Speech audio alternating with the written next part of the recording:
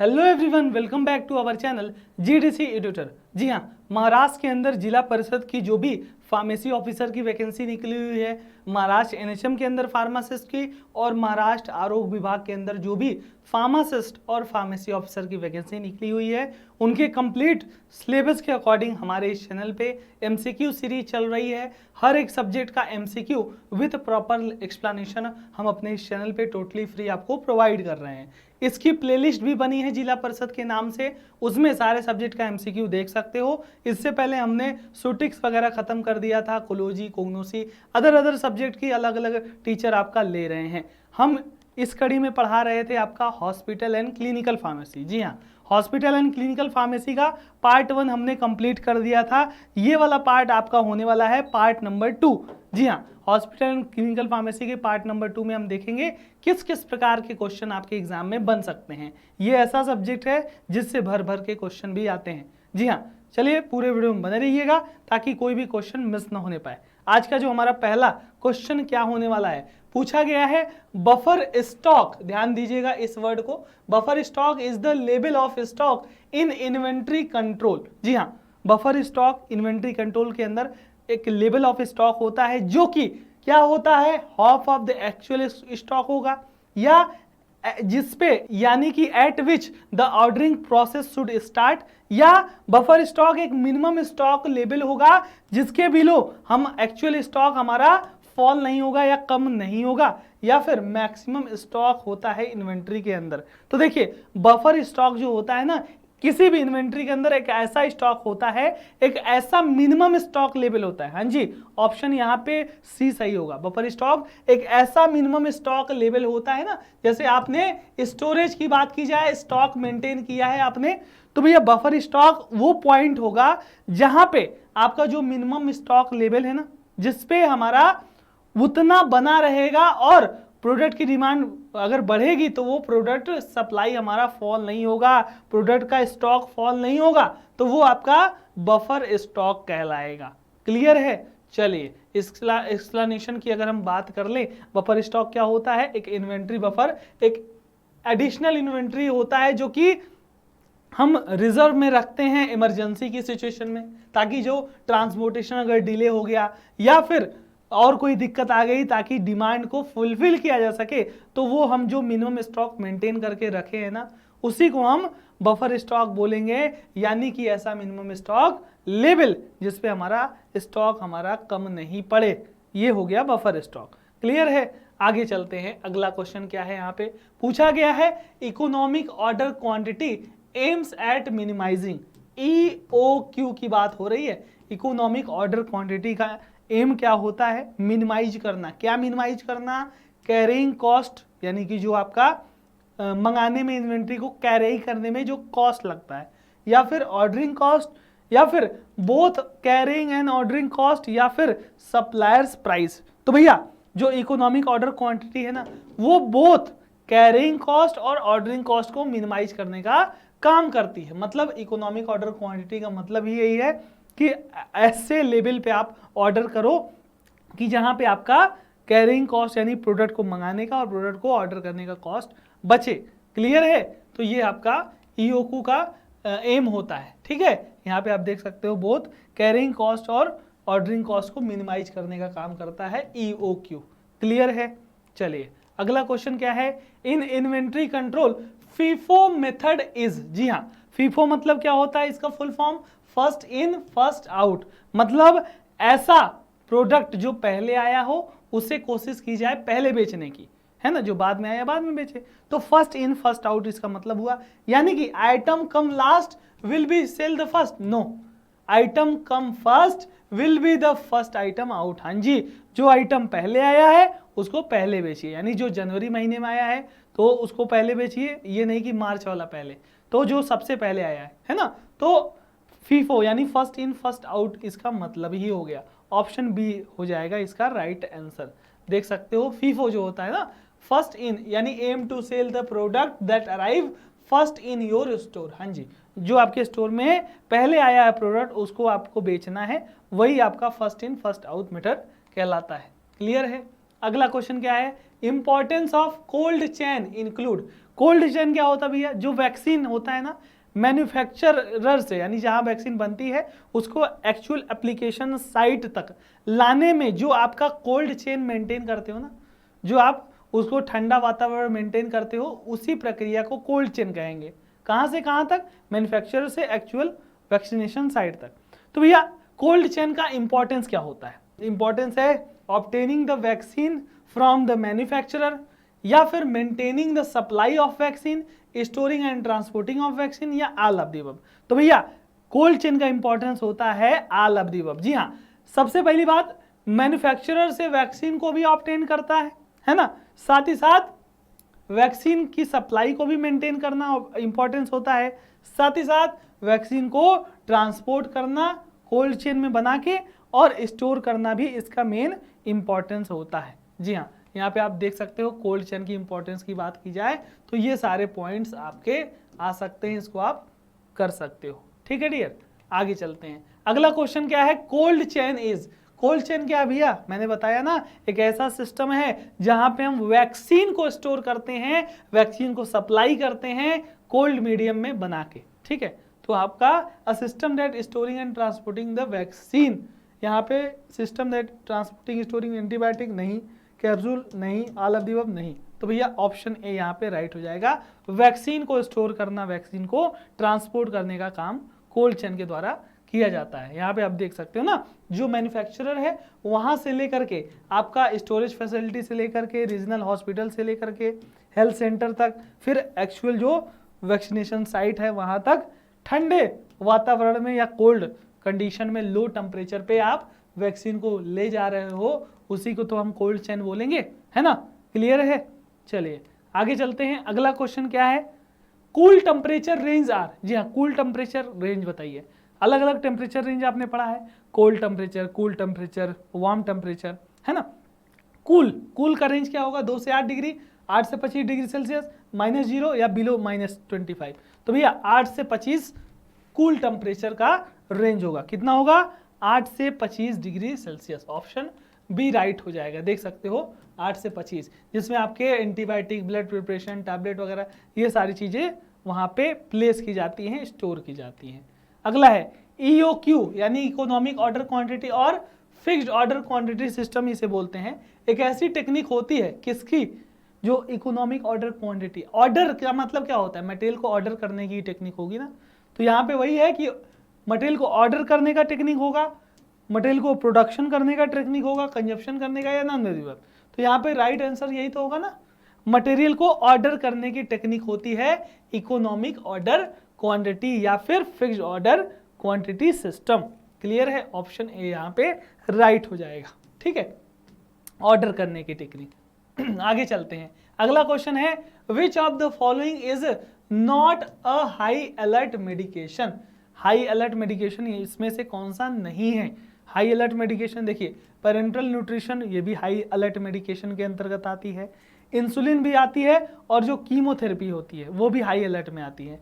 लेकिन जस्ट्रिल आपका normal BP की दवाई है, ये आपका हाई अलर्ट के अंतर्गत नहीं आती। जी हाँ, आप देख सकते हो ये आपका नॉट पूछा था ना, तो जस्ट्रिल आ जाएगा। बाकी आप यहाँ पे लिस्ट दे सकते हो हाई अलर्ट मेडिकेशन का, है ना, अलग अलग हमारे हाई अलर्ट मेडिकेशन यहाँ पे देखने को मिल जाएंगे। ठीक है, फिर हम आगे चलते हैं अगले क्वेश्चन की तरफ डियर। अगला क्वेश्चन क्या है, in the technique of inventory control या EOQ स्टैंड फॉर। हाँ जी, इन्वेंट्री कंट्रोल के टेक्निक में EOQ का फुल फॉर्म क्या होता है, EOQ का मतलब क्या होता है। तो भैया अभी तो हमने देखा इकोनॉमिक ऑर्डर क्वांटिटी, EOQ का मतलब क्या होता है, इकोनॉमिक ऑर्डर क्वांटिटी। तो यहाँ पे ऑप्शन बी यहाँ पे राइट हो जाएगा। किसकी टेक्निक है, इन्वेंट्री की टेक्निक, है ना।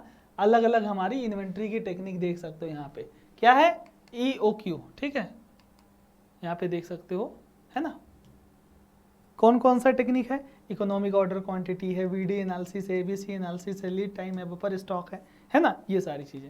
अगला क्वेश्चन क्या है, अगला क्वेश्चन यहाँ पे है technique of inventory control include. हाँ जी, इन्वेंट्री कंट्रोल की टेक्निक में क्या क्या चीजें होती हैं, ABC analysis, VD, buffer stock या ऑल ऑफ द अबव। अभी हमने पिछले स्लाइड में ही तो देखा कि भैया EOQ, ABC analysis, VD analysis, buffer stock, सब का सब हमारा यहाँ पे इन्वेंट्री कंट्रोल के टेक्निक होते हैं। क्या होते हैं?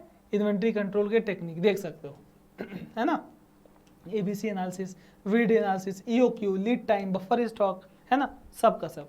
ठीक है, आगे चलते हैं। अगला क्वेश्चन है, following are the objective of inventory control except one. हाँ जी, यहाँ पे सब के सब यहाँ पे ऑब्जेक्टिव दिए हैं इन्वेंट्री कंट्रोल को, एक एक्सेप्शन दिया होगा, एक्सेप्शन है तो उसको पकड़िए, उसको चूज कीजिए और यहाँ पे आंसर दीजिए। चलिए, यहाँ पे इन्वेंट्री कंट्रोल का ऑब्जेक्टिव की बात की जाए, to supply drug in time, बिल्कुल ये ऑब्जेक्टिव है। एक्सेप्शन पूछा है ना, to reduce investment in inventories, ये भी ऑब्जेक्टिव है। To avoid shortage, stock out या शॉर्टेज को अवॉइड करना भी हमारा इन्वेंट्री कंट्रोल का ऑब्जेक्टिव होता है।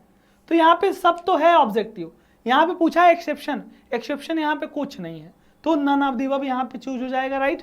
ध्यान से देखो, क्वेश्चन ऐसे ही आएंगे, है ना, तो नन ऑफ द अबव हमारा राइट आंसर यहाँ पे हो जाएगा। देख सकते हो, ऑब्जेक्टिव ऑफ इन्वेंट्री कंट्रोल में ड्रग को टाइम पे सप्लाई करना, स्टॉक आउट या शॉर्टेज को अवॉइड करना, वेस्टेज को अवॉइड करना, है ना, इन्वेस्टमेंट को रिड्यूस करना इन्वेंट्रीज में, है ना, तो ये सारी चीजें हो जाती हैं। ठीक है, अगला क्वेश्चन है, supply chain management is the management of the.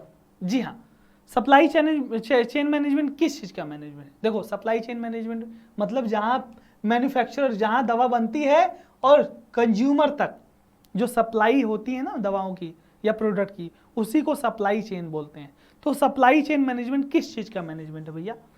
Raw material के स्टोरेज का, या flow of good and services का, या ऑर्डर को फुलफिल करने का, या कस्टमर को सेटिस्फाई करने का। तो भैया सप्लाई चेन में हमारा फ्लो बनाना है, होता है ना, गुड और सर्विसेज का फ्लो यहाँ पे राइट होगा। सप्लाई चेन मैनेजमेंट क्या होता है? फ्लो होता है गुड्स एंड सर्विसेज का। ठीक है, ऑप्शन बी राइट हो जाएगा। सप्लाई चेन मैनेजमेंट क्या है? Management of flow of product and services, है ना, ताकि जहां से ओरिजिनल प्रोडक्ट है और जहां प्रोडक्ट का कंजप्शन होना है वहां तक उसको हम सर्विस प्रोवाइड करें या फ्लो प्रोवाइड करें। क्लियर है, आगे चलते हैं। अगला क्वेश्चन है, the concept and philosophy of supply chain management evolve और इमर्ज्ड इन। जी हाँ, जो कॉन्सेप्ट ऑफ फिलॉसफी है सप्लाई चेन मैनेजमेंट की, किस ईयर में इवॉल्व हुई, कब हमारी ये जानी गई पहली बार? ठीक है, 1960 में, 70 में, 80 में और 1990 में। तो राइट आंसर यहाँ पे होने वाला है 1980 में सप्लाई चेन मैनेजमेंट पहली बार यहाँ पे बताया गया। किसके द्वारा बताया गया? इन्हीं के द्वारा। इनका नाम क्या है? Kth Oliver. इनसे भी क्वेश्चन आता है। 1982 में सप्लाई चेन मैनेजमेंट का पहली बार बात किया गया, पहला वर्ड दिया गया सप्लाई चेन मैनेजमेंट का केथ ओलिवर जी द्वारा 1982 में। 2012 में इसकी 30वीं एनिवर्सरी थी।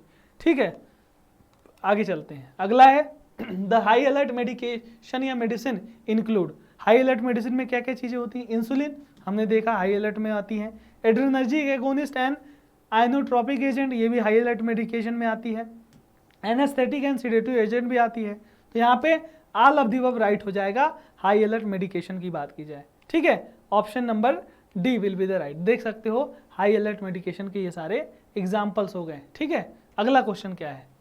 The purpose of supply chain management is to. Supply chain management का पर्पज क्या है? Is to increase the production level, या is to manage and integrate supply and demand management, enhance the quality of product and services, या provide satisfaction to customer. भैया supply chain management का मतलब ये होता है कि जो सप्लाई है, डिमांड है, उसको मैनेज करना, उसको इंटीग्रेट करना, न कि कस्टमर को सेटिस्फाई करना या प्रोडक्शन वगैरह में।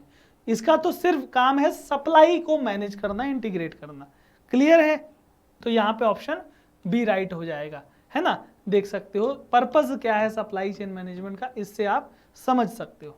ठीक है, अगला क्वेश्चन है, in supply chain management ATP stand for. हाँ जी, सप्लाई चेन मैनेजमेंट के अंदर एटीपी का फुल फॉर्म या एटीपी का मतलब क्या होता है? Acquired track perform, available to promise, active transport protocol, या एक्सेस टू पॉइंट।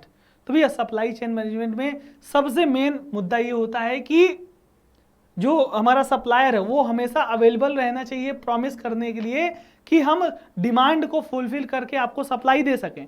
तो एटीपी का मतलब हमारा जो फुल फॉर्म होता है अवेलेबल टू प्रॉमिस, क्या होगा, अवेलेबल टू प्रॉमिस होगा, ऑप्शन बी एटीपी का मतलब है ना सप्लाई चेन मैनेजमेंट में, ठीक है, क्या होगा, अवेलेबल टू प्रॉमिस, है ना, ताकि जो हमारा सप्लायर है हमेशा अवेलेबल हो, ये प्रॉमिस करने के लिए कि हम प्रोडक्ट की रिक्वायरमेंट को फुलफिल कर देंगे, ठीक है। आगे चलते हैं, अगला क्वेश्चन है the term supply chain management was first coined by, हाँ जी, अभी तो पिछले 2 स्लाइड पहले हमने देखा था, सप्लाई चेन मैनेजमेंट पहली बार किसके द्वारा दिया गया था, केथ ओलिवर जी के द्वारा, जी हाँ यही तो था 1982 में, है ना, केथ ओलिवर जी के द्वारा, ठीक है, ऑप्शन सी राइट हो जाएगा, ठीक है, यहाँ देख सकते हो केथ ओलिवर जी के द्वारा 1982 के अंदर, ठीक है।